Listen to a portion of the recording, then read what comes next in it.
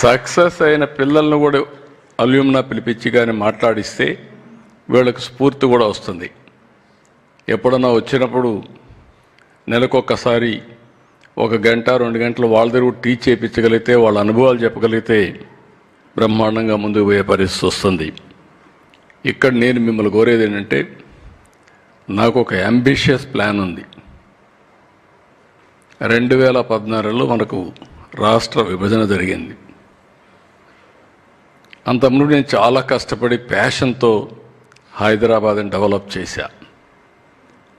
ఇప్పుడు హైదరాబాద్ వల్ల Telangana number 1 economy, highest per capita in the country Telangana, most liveable city in the country Hyderabad నగరం. ఇవన్నీ 100 సంవత్సరాలు కాదు, 25 సంవత్సరాల్లో జరిగింది. నేను 14-19లో కష్టపడ్డా, అన్నీ చేశా. కొన్ని కారణాలతో నేను అనుకున్న విధంగా మిమ్మల్ని రీచ్ కాలేకపోవచ్చు, రాజకీయం చేయకపోవచ్చు. నేను రాజకీయం చేసినంత వరకు నేను గెలుస్తూ వచ్చా.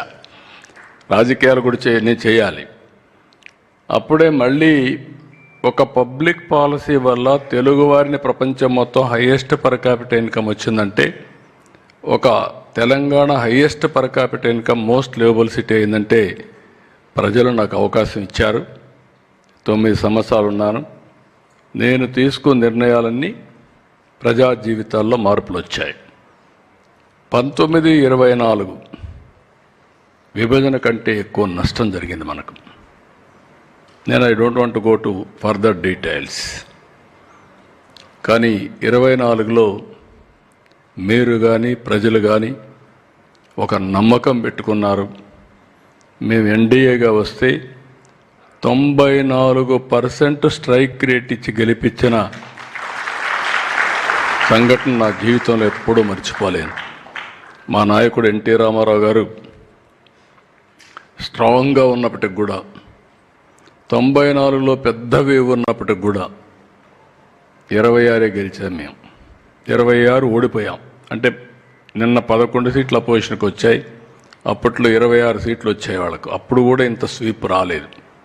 అలాంటిది వచ్చింది. అయితే ఈరోజు నా ఆలోచన ఏంటంటే, ప్రధానమంత్రి గారు నిన్న కూడా మీరు చూశారు, జిఎస్టీ రిఫార్మ్స్ తీసుకొచ్చారు. 5-18% ట్యాక్సేషన్కి వచ్చింది.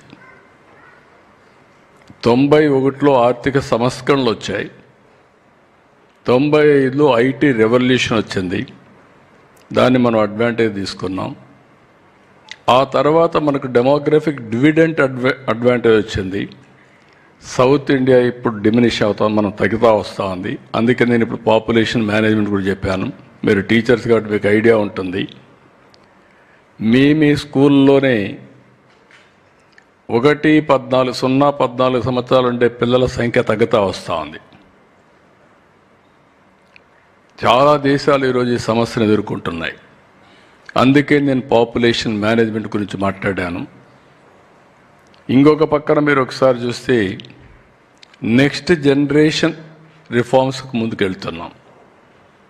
ఈరోజు ఏదైతే జిఎస్టీ రిఫార్మ్ వచ్చిందో దీనివల్ల వినియోగదారుల జీవితాల్లో చాలా వరకు వెసులుబాటు వస్తుంది, ఖర్చులు తగ్గుతాయి, అందులో పర్చేసింగ్ కెపాసిటీ పెరుగుతుంది వీళ్ళందరికీ.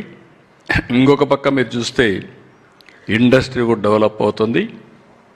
వికసిత్ భారత్ 2047 నాకు ఏమాత్రం అనుమానం లేదు, 2047కి భారతదేశం నెంబర్ 1 దేశంగా ప్రపంచంలో ఉంటుంది. ఆ శక్తి సామర్థ్యం మనకుంది. నేను ఇవన్నీ చెప్తే ఒకసారి నన్ను ఎగతాళి చేస్తూ ఉంటారు, ఈయన ఇట్లా మాట్లాడతాడని. కానీ మనం మాట్లాడి కన్విన్స్ చేయకపోతే ప్రజల్ని మనం నష్టపోతాం, మన పిల్లలు నష్టపోతారు.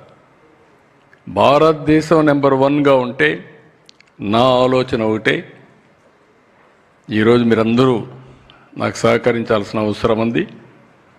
ప్రపంచంలో తెలుగు జాతి నెంబర్ 1గా ఉండాలని నా సంకల్పం, నా ఆలోచన, నా పట్టుదల కూడా. భారతదేశంలో ఆంధ్రప్రదేశ్ నెంబర్ 1 రాష్ట్రంగా ఉండాలి. ఈ రెండు జరగాలంటే మీ చేతల్లో ఉందని మరొక్కసారి మిమ్మల్ని